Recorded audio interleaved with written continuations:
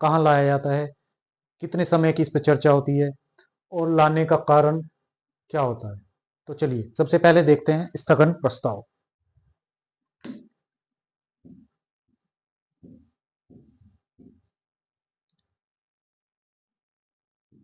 सबसे पहले स्थगन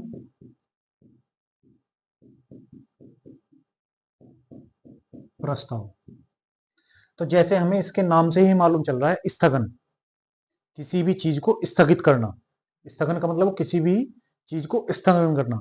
तो स्थगन किस चीज का होगा?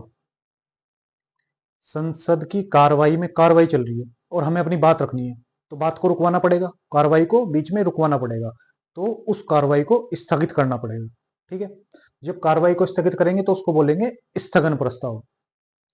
तो ये सदन में किसी विशेष मुद्दे पर सरकार के साथ चर्चा करने के लिए प्रस्ताव लाया जाता है। अब चर्चा कैसे? मान लिया सदन की कार्रवाई चल रही है और बीच में, जैसे आप एग्जाम्पल ले लो, 2019 में कोरोना आ गया। अब सदन की कार्रवाई चल रही है और इधर इधर देश में लगातार कोरोना के केस बढ़ने लगे, तो कोई भी सदस्य इस स्थगन प्रस्ताव को ला सकता है और जो कार्रवाई सदन में चल रही है उसको बीच में रुकवा कर उसमें कोरोना के बारे में चर्चा कर सकता था।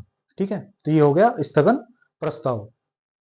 तो इसको अगर हम लिखें, किसी सदन की कार्यवाही को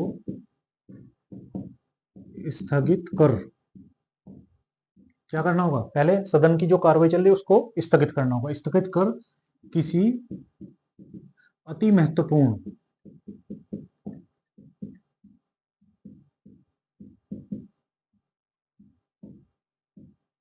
मुद्दे पर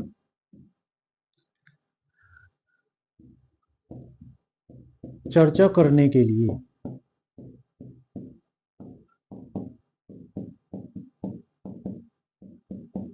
स्थगन प्रस्ताव लाया जाता है। ठीक है, तो सदन की कार्रवाई को रोककर किसी अति महत्वपूर्ण मुद्दे पर चर्चा करने के लिए स्थगन प्रस्ताव लाया जाता है। इस प्रस्ताव को लाने के लिए इसे सदन में लाने के लिए 50 सदस्यों की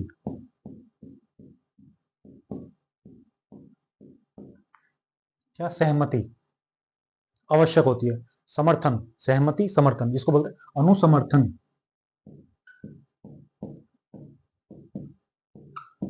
होना चाहिए। ठीक है, तो कहां पे लाया जाएगा? ये लोकसभा और राज्यसभा दोनों में लाया जा सकता है। ठीक है, और इसे 4 बजे के बाद लाया जाता है। ठीक है, कब लाया जाएगा? 4 बजे के बाद। और इस पर 2.5 घंटे की चर्चा होती है। ठीक है, जब ये लाया जाएगा 4 बजे के, शाम को 4 बजे के बाद लाया जाएगा और इस पे लगभग 2.5 घंटे की, 2 से 2.5 घंटे की चर्चा होती है। तो कभी कभी पूछ लिया जाता है कि स्थगन प्रस्ताव पर कितने घंटे की चर्चा होती है, तो इस पर 2.5 घंटे की चर्चा होती है। ठीक है, समझ आ गया? लोकसभा और राज्यसभा दोनों में लाया जा सकता है। लाने के लिए 50 सदस्यों का अनुसमर्थन आवश्यक है। किस लिए लाया जाएगा? कारण क्या है? किस किसी भी अति महत्वपूर्ण, ऐसे मुद्दे पे नहीं, किसी भी अति महत्वपूर्ण मुद्दे पर चर्चा कराने के लिए, सदन की कार्रवाई को स्थगित करने के लिए कौन सा प्रस्ताव लाया जाता है? स्थगन प्रस्ताव। ठीक है,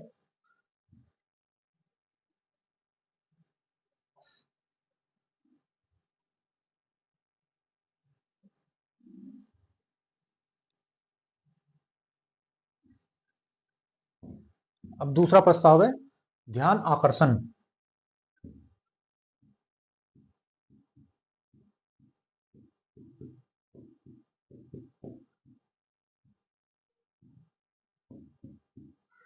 एक प्रस्ताव है ध्यान आकर्षण।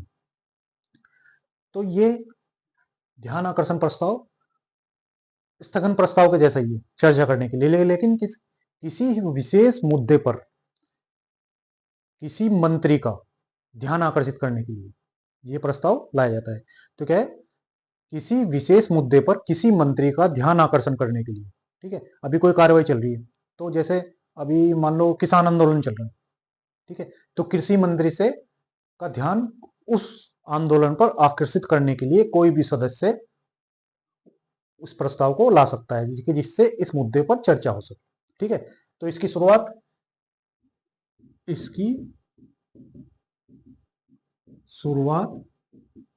1954 में हुई। कब हुई? 1954 में हुई। तो किसी एक मंत्री का किसी विशेष महत्वपूर्ण मुद्दे पर ध्यान आकर्षित करने के लिए, तो लिखेंगे सदन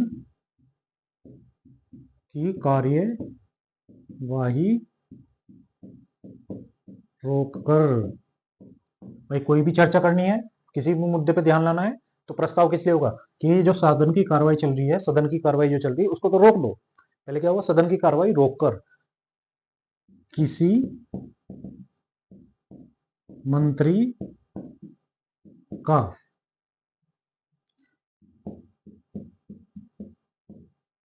किसी लोक महत्व के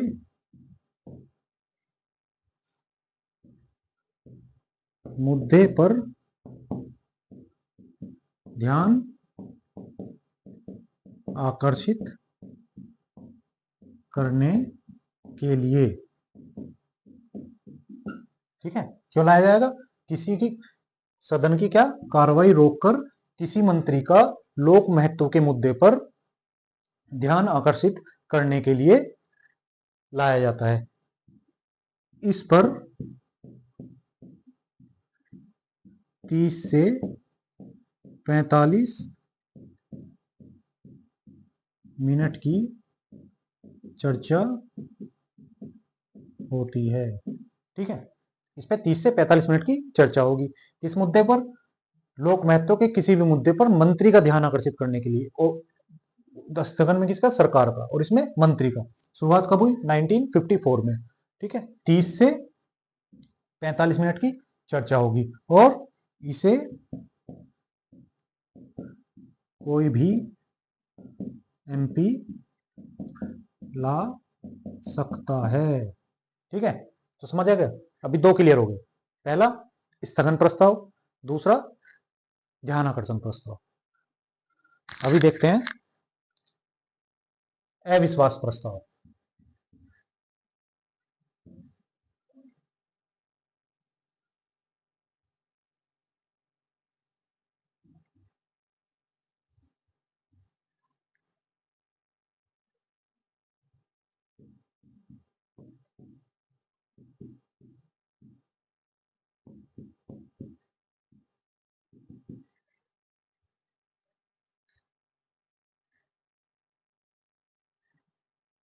ये क्या हो गया? अविश्वास। जैसे नाम ही है इसका, अविश्वास।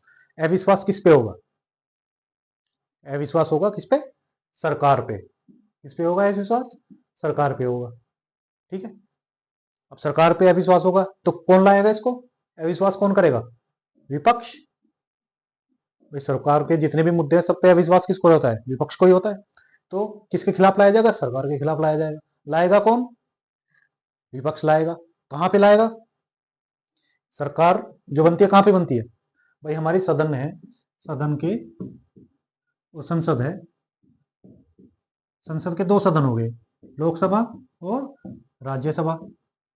दो सदन हो गए, दो में राज्यसभा में तो ये तो विघटित होती नहीं है, चलती रहती है। विघटित कौन होता है? लोकसभा। सरकार को बहुमत किस में चाहिए? लोकसभा में। लोकसभा में बहुमत चाहिए तो सरकार बनेगी कहां पे? लोकसभा में।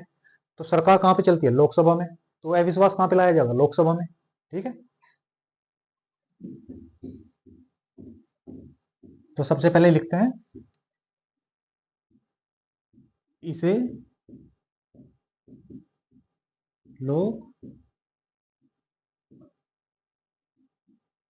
में लाया जाता है।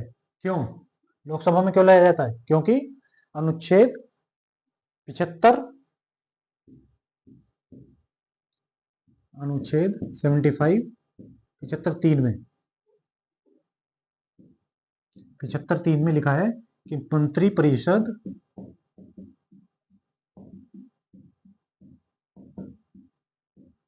सामूहिक रूप से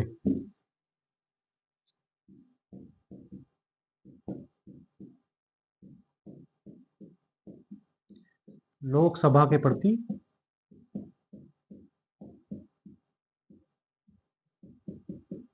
उत्तरदायी है। ठीक है, ये हमने कहां पढ़ा था? ये हमने पढ़ा 75(3) में, 75(3) अनुच्छेद में हमने पढ़ा था कि मंत्री परिषद जो है सामूहिक रूप से किसके प्रति उत्तरदायी होगी? लोकसभा के प्रति उत्तरदायी होगी। इसलिए कहां लाया जाएगा? लोकसभा में लाया जाएगा। इसमें इसे लाने के लिए 50 सदस्यों का समर्थन चाहिए। ठीक है,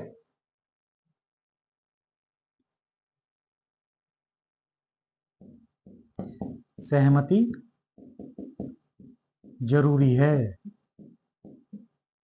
ये 50 सदस्य क्या करेंगे? ये 50 सदस्य अध्यक्ष को, लोकसभा अध्यक्ष को लिखित में देंगे। ये लोकसभा अध्यक्ष को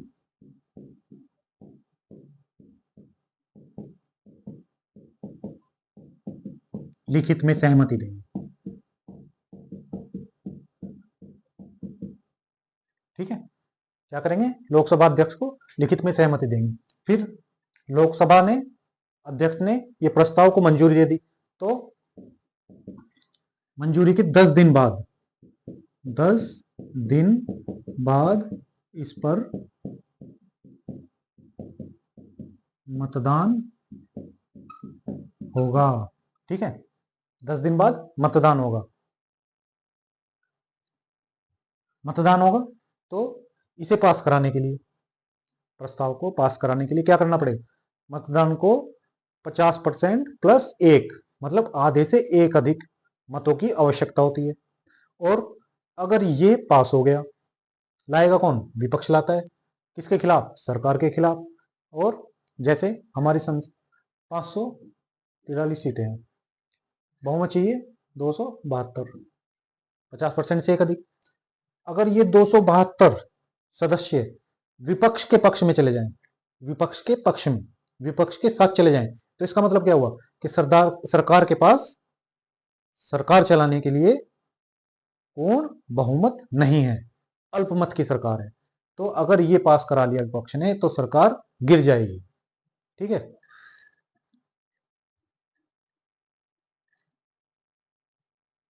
तो इसे पास कराने के लिए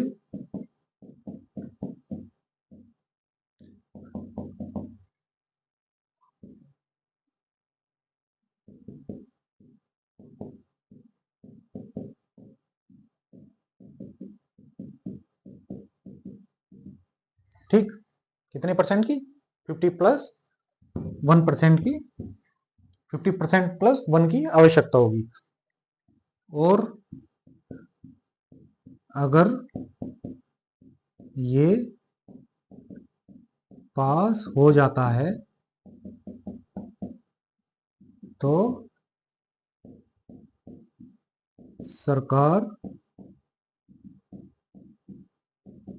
गिर जाएगी। पास हो गया तो फिर क्या होगा? सरकार गिर जाएगी। तो समझा जाएगा कि सरकार के पास बहुमत ही नहीं है, तो सरकार चलेगी कैसे?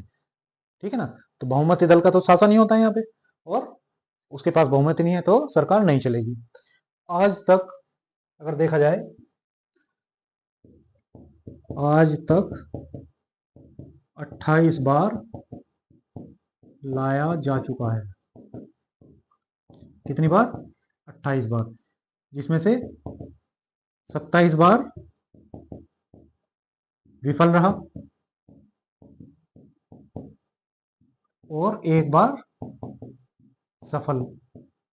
सफल किसके रहेगा? 1979 में मोरारजी देसाई की सरकार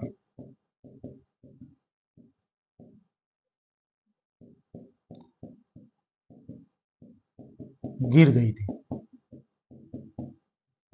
ठीक है, तो आज तक 28 बार लाया जा चुका है और जिसमें से एक बार सफल रहा, बाकी बार विफल रहा। सबसे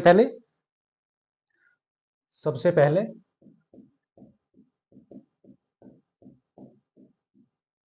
1963 में जवाहरलाल नेहरू की सरकार के खिलाफ लाया गया। ठीक है, किसके खिलाफ लाया गया? जवाहरलाल नेहरू जी की जो सरकार थी उसके खिलाफ लाया गया, आचार्य कृपलानी द्वारा। इसके लिए आचार्य लानी द्वारा। लाने वाले कौन हो गए? आचार्य कृपलानी लेकर आए।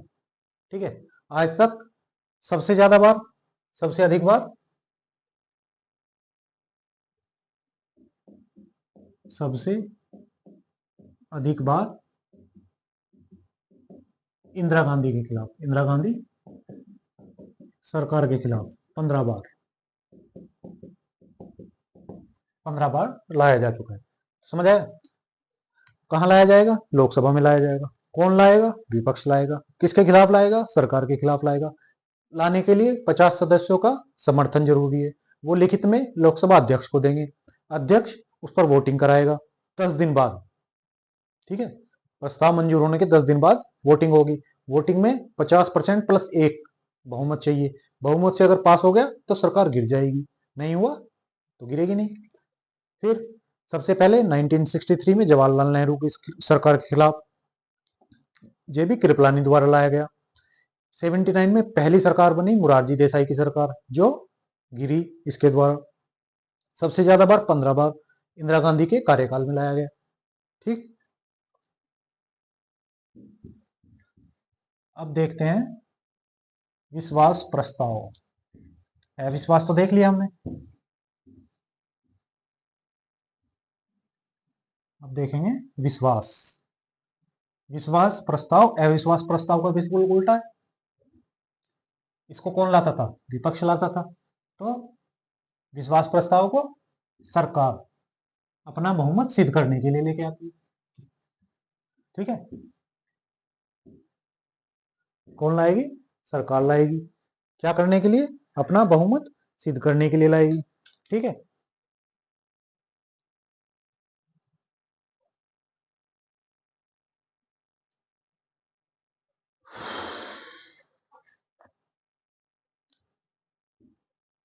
प्रधानमंत्री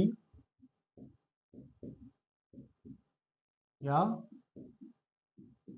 मंत्री द्वारा लाया जाता है।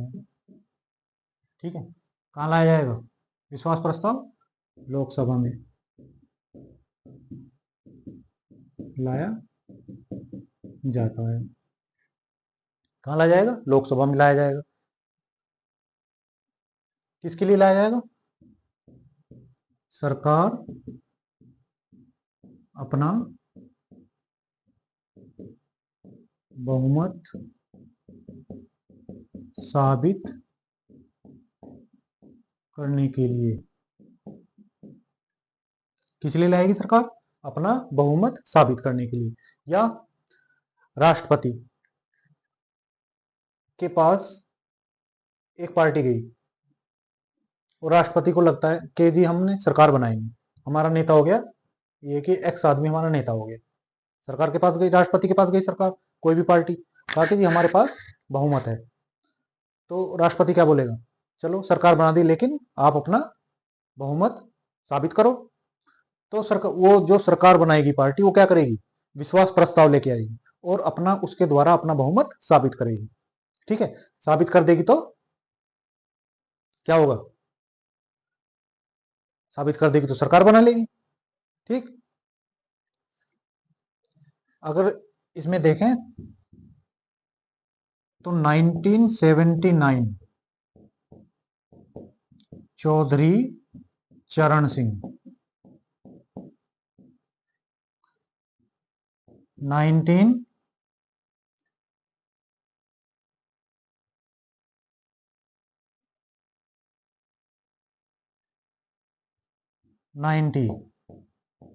वीपी सिंह और 1997 एचडी देवगौड़ा,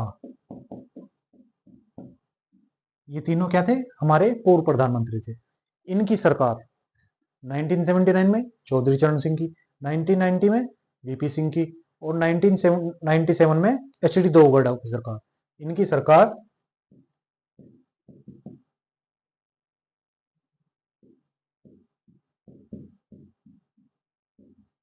गिरी। क्या हुआ, इन तीनों की सरकार गिरी, किससे, विश्वास प्रस्ताव साबित कराने में विफल रही, पास कराने में विफल रही, तो इनकी सरकार गिर गई। कौन थे, 1979 में चौधरी चरण सिंह, 1990 में वीपी सिंह, 1997 में एचडी देवगौड़ा, तो ये तीनों क्या रहे, विफल रहे।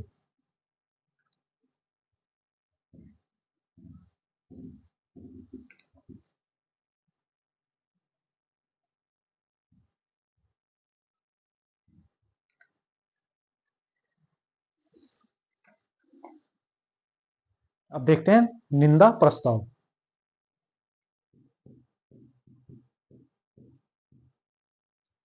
निंदा प्रस्ताव, जैसा हम इसके समझ सकते हैं निंदा से कि किसी की निंदा की जा रही होगी, और निंदा किसकी होगी, जो नीतियां बनाएगा। भाई जो नीतियां ही नहीं बनाएगा वो, उसकी क्या निंदा होगी। तो नीतियां कौन बनाती है, सरकार या उसके मंत्री नीतियां बनाएंगे। तो सरकार या किसी मंत्री, या तो सरकार का मतलब मंत्री परिषद, पूरी मंत्री परिषद, या किसी मंत्री के खिलाफ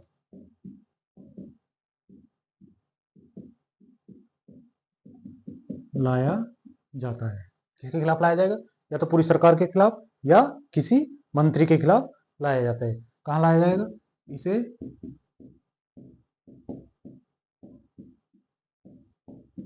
लोकसभा में लाया जाता है।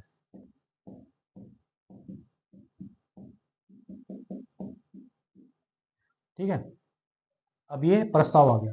अब इसे भी पास कराने के लिए 50% प्लस 1 वोट की जरूरत होती है, मतलब आधे से एक अधिक बहुमत की आवश्यकता होती है। और अगर ये पास हो जाए, मान लिया प्रस्ताव लेके आए किसी मंत्री के खिलाफ, उसकी नीति के खिलाफ निंदा प्रस्ताव, तो इसमें क्या होगा, अगर ये पास पास होने के लिए क्या चाहिए, 50% प्लस 1, आधे से एक बहुमत अधिक हो जाए, तो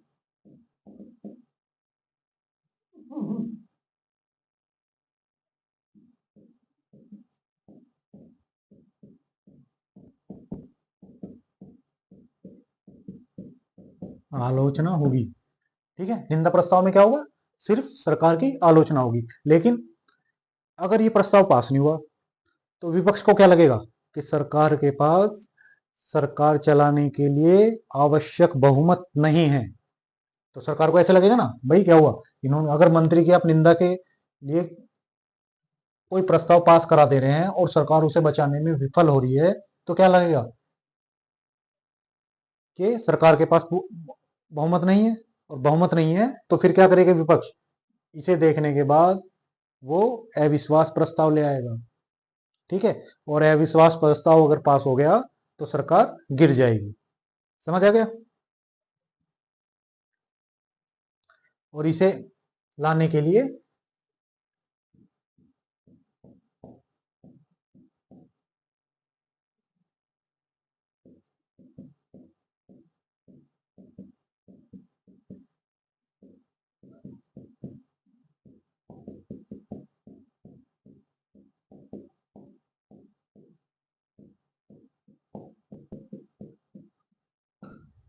कारण बताना आवश्यक होता है। जैसा अविश्वास प्रस्ताव में कारण बताना आवश्यक नहीं होता, लेकिन निंदा प्रस्ताव में कारण बताना आवश्यक होता है। ठीक है, तो ये हो गया हमारा निंदा प्रस्ताव।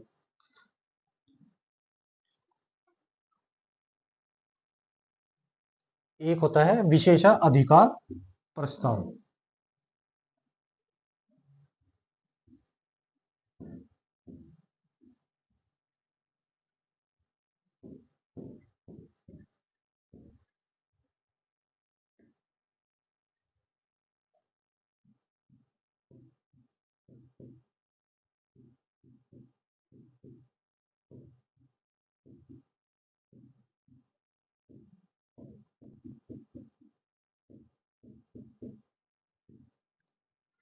ठीक है, विशेषाधिकार प्रस्ताव।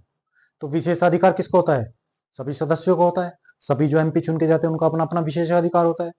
तो क्या हुआ, जैसे कोई मंत्री भाषण दे रहा है या कोई मंत्री है सदन में, मंत्री से किसी सदस्य ने पूछा कि कोई जानकारी मांगो, तो मंत्री ने या तो जानकारी देने से मना कर दिया या गलत तथ्य दे दिए, ठीक है, या तथ्यों को तोड़ मोड़ के पेश कर दिया, तो उसके खिलाफ अविश्वास प्रस्ताव लाया जाता है। ठीक, वो विशेषाधिकार प्रस्ताव लाया जाता है कि उसके विशेषाधिकारों का हनन हो रहा है। किसका? उस सदस्य का। जैसे लिखेंगे, किसी सदस्य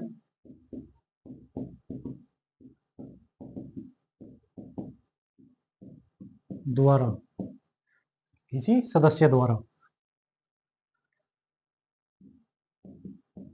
किसी मंत्री से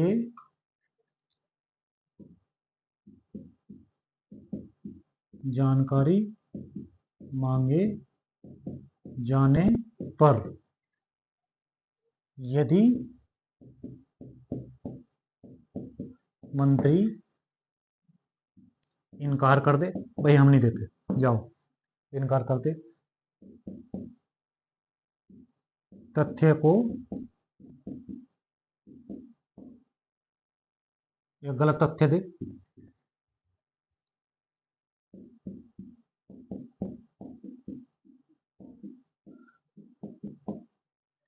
ये उस सदस्य का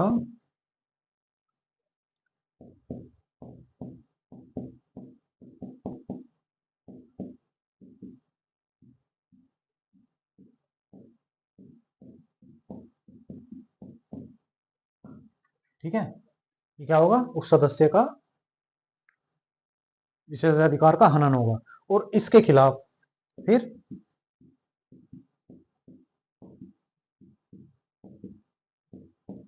सदस्य विशेषाधिकार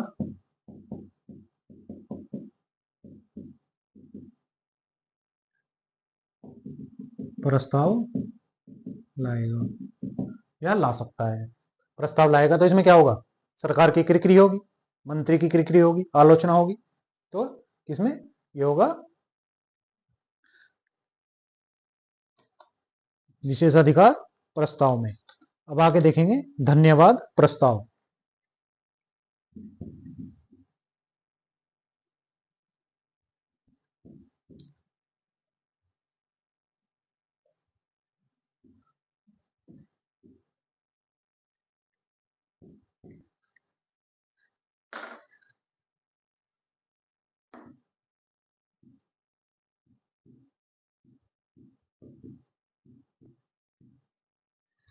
जब हम राष्ट्रपति पढ़ रहे थे तो हमने पढ़ा था कि राष्ट्रपति अभिभाषण देता है। कहाँ? संसद में राष्ट्रपति एक तो लोकसभा आम चुनाव, लोकसभा के आम चुनाव की पहली बैठक में, और दूसरा कब देगा, प्रत्येक वर्ष की प्रथम बैठक में सदन को संबोधित करेगा और अपना अभिभाषण देगा।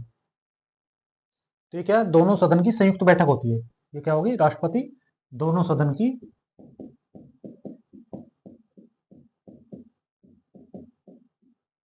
संयुक्त बैठक में क्या करेगा,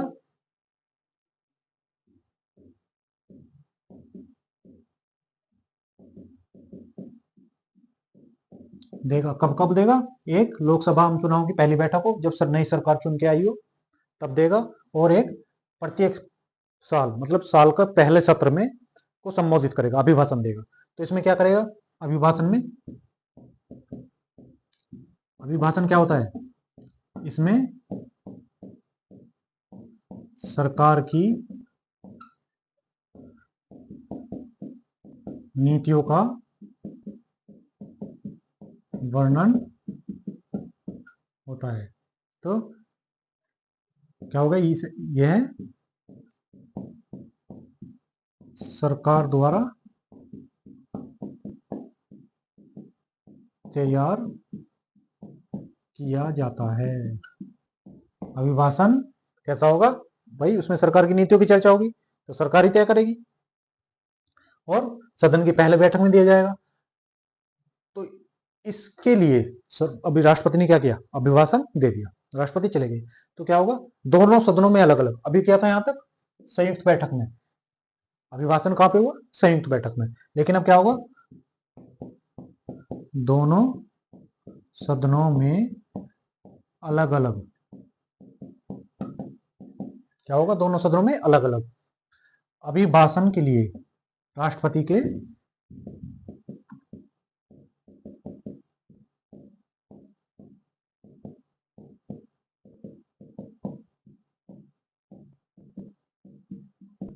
धन्यवाद प्रस्ताव लाया जाता है।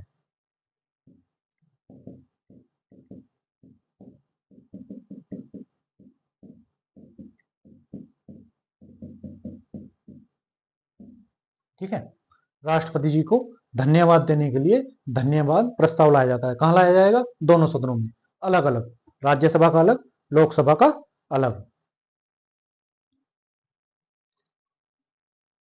ठीक है, अब धन्यवाद प्रस्ताव लाया गया, अब धन्यवाद प्रस्ताव लाया जाएगा तो इस पर दोनों सदनों में मतदान होता है। क्या होगा, दोनों सदनों में मतदान होगा। अब मान लिया ये हो गया हमारे सदन, संसद। ठीक है, इसके दो सदन, एक लोकसभा, दूसरा सदन राज्यसभा। इसमें धन्यवाद प्रस्ताव क्या हो गया, मान लो फेल कर गया, राज्यसभा में धन्यवाद प्रस्ताव फेल कर गया, तो कुछ नहीं होगा, सरकार की किरकिरी होगी, आलोचना होगी, यही सब होगा ना। अगर धन्यवाद प्रस्ताव राज्यसभा में सरकार पास कराने में विफल रहती है तो क्या होगा भाई, सब लोग समझेंगे भाई सरकार के पास बहुमत नहीं है उसमें, और सरकार की किरकिरी होगी, सरकार पे तो कोई फर्क पड़ने वाला नहीं है इससे। ठीक है, क्योंकि हमने देखा था 75(3) में अनुच्छेद, सरकार वो मंत्रिपरिषद लोकसभा के प्रति उत्तरदायी है, तो इसमें कोई फर्क नहीं पड़ेगा। लेकिन अगर सरकार धन्यवाद प्रस्ताव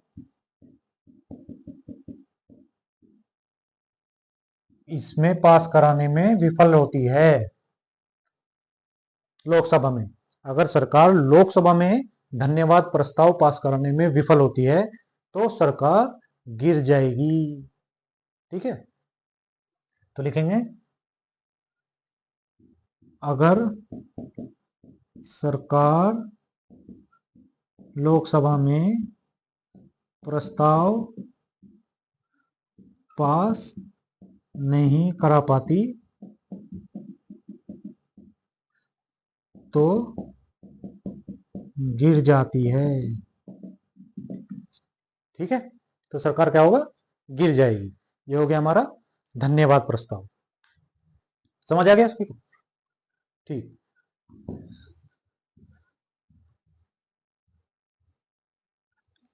अब हमारा एक प्रस्ताव बचा है, कटौती प्रस्ताव।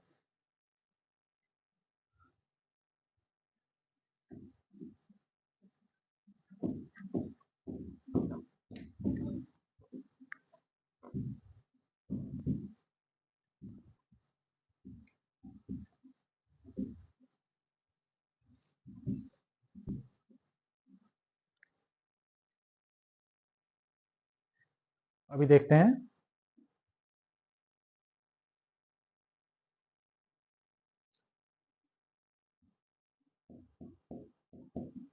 कटौती प्रस्ताव, ठीक है।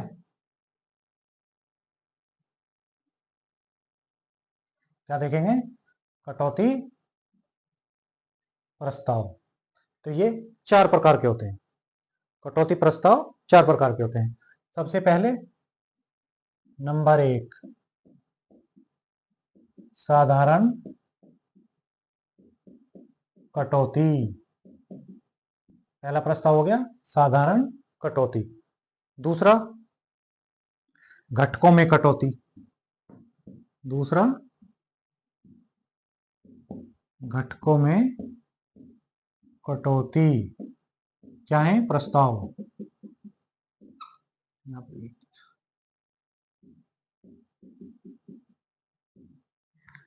एक हो जाएगा कंगारू कटौती। तीसरा क्या होगा हमारा?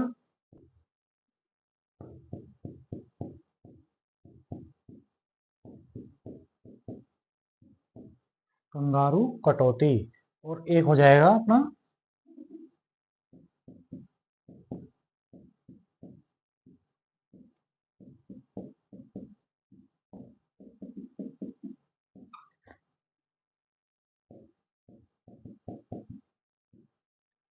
प्रस्ताव। तो ये हो गए हमारे कटौती प्रस्ताव, चार प्रकार के कटौती प्रस्ताव। एक होगी गिलोटिन,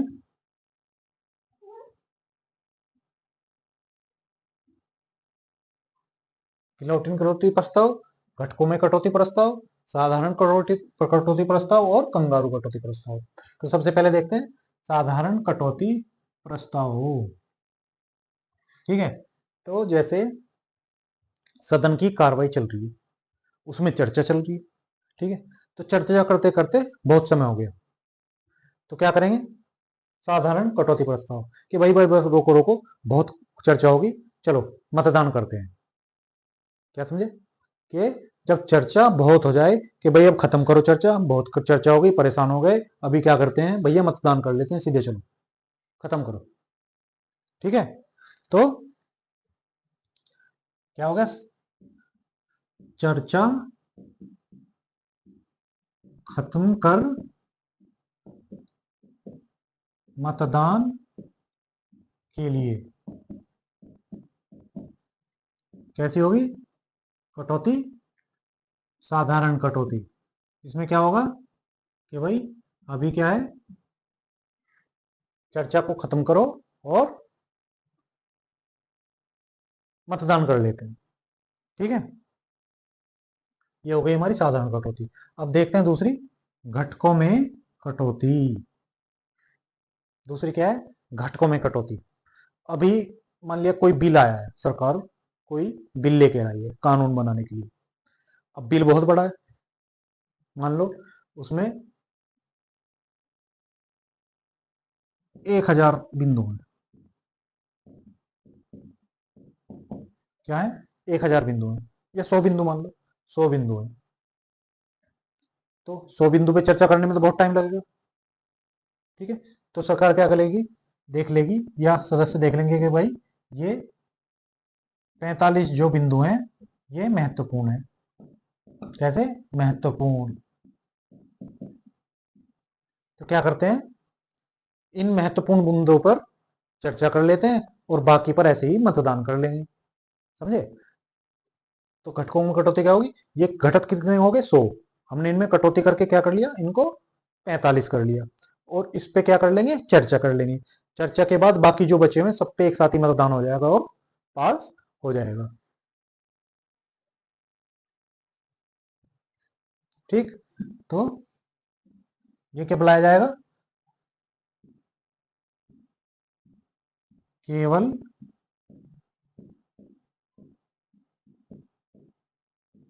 महत्वपूर्ण बिंदुओं पर चर्चा करने के लिए। ठीक है, केवल महत्वपूर्ण बिंदुओं पर चर्चा करने के लिए क्या लाया जाएगा? घटकों में कटौती कर दी जाएगी।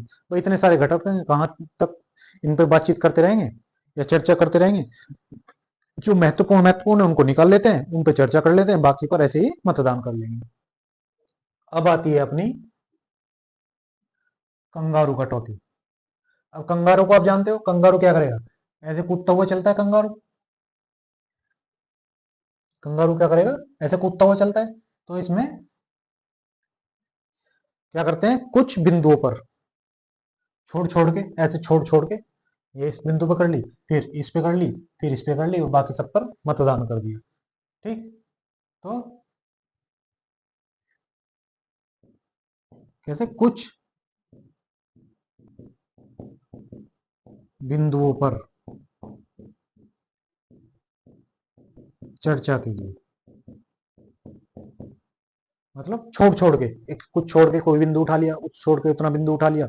जैसे 100 बिंदु हैं, तो ये पहले एक पे कर ली, फिर 5 पे कर ली, फिर 15 पे कर ली, फिर 25 पे कर ली। तो इसको बोलते हैं कंगारू कटौती प्रस्ताव। ठीक है, कंगारू की तरह यहाँ से वहां कूद गए, फिर आगे वो लंबी छलांग लगा दी, फिर थोड़ी कम लगाई, फिर और ज्यादा लंबी लगा दी। तो उसको जहां पे भी छलांग लगाई, मतलब वहीं से एक बिंदु उठा लिया और उस पर चर्चा कर ली। फिर आता है हमारा गिलोटिन कटौती प्रस्ताव। जब चर्चा चल रही हो और उसमें कोई महत्वपूर्ण बिंदु छूट गया हो। ठीक है, चर्चा चल रही है, चर्चा करते हुए आगे निकल गए, फिर बाद में ध्यान आया, अरे पीछे तो बहुत महत्वपूर्ण बिंदु छूट छूट गए। चर्चा करते हुए जा रहे हैं, जैसे मान लिया हमारे पास 100 बिंदु हैं चर्चा करने के लिए, हम कहाँ पहुंच गए? 55 पे पहुंच गए। बाद में किसी सदस्य ने याद दिलाया, अरे वो 27वां तो छूट गया भाई। आप कंगारू कटौती करते हुए आगे जा रहे हो और ये क्या है? 27वां छूट गया। तो छूटे हुए बिंदु पर चर्चा करने के लिए गिलोटिन कटौती प्रस्ताव लाया जाता है।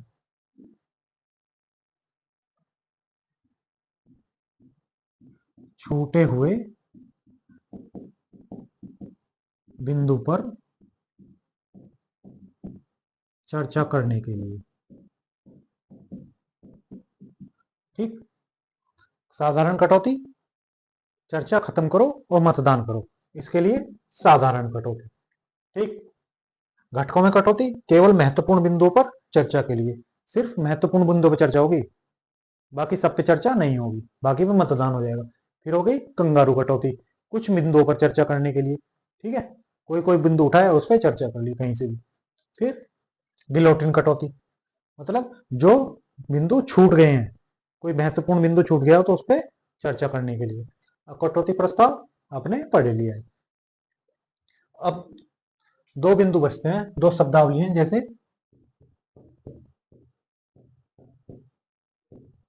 आधे घंटे की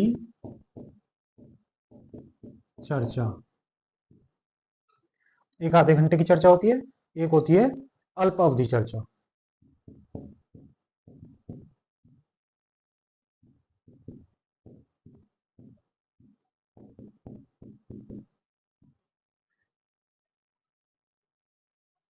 ये क्या है? इसके लिए 3 दिन निर्धारित होते हैं। कौन से निर्धारित दिन? मंगलवार,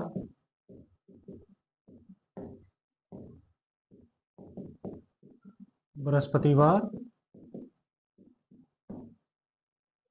और शनिवार। ठीक है, इसके लिए 3 दिन निर्धारित होते हैं, और उसमें किसी भी महत्वपूर्ण मुद्दे पर चर्चा करने के लिए आधे घंटे का समय दिया जाता है। ठीक है, हफ्ते में 3 दिन, हफ्ते में 3 दिन, मंगल बृहस्पति शनिवार, किसी भी महत्वपूर्ण मुद्दे मुद्दे पर चर्चा करने के लिए आधे घंटे का समय दिया जाता है। तो इसको बोलते हैं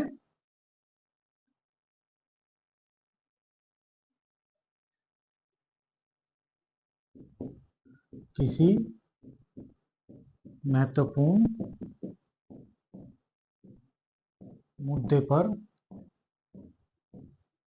चर्चा के लिए आधे घंटे का समय दिया जाता है। ठीक है, दिन कौन कौन से हो गए? मंगलवार, बृहस्पतिवार और शनिवार। 3 दिन दे दिए जाते हैं कि आधे घंटे में आपको जो चर्चा करनी है कर लो। उसके बाद आती है अल्पावधि चर्चा।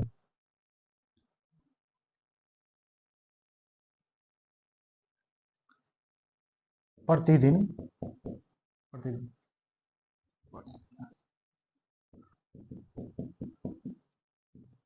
सप्ताह में 2 दिन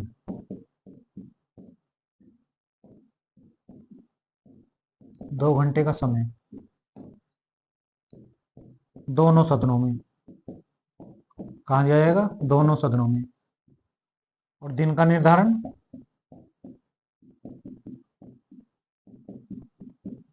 अध्यक्ष या सभापति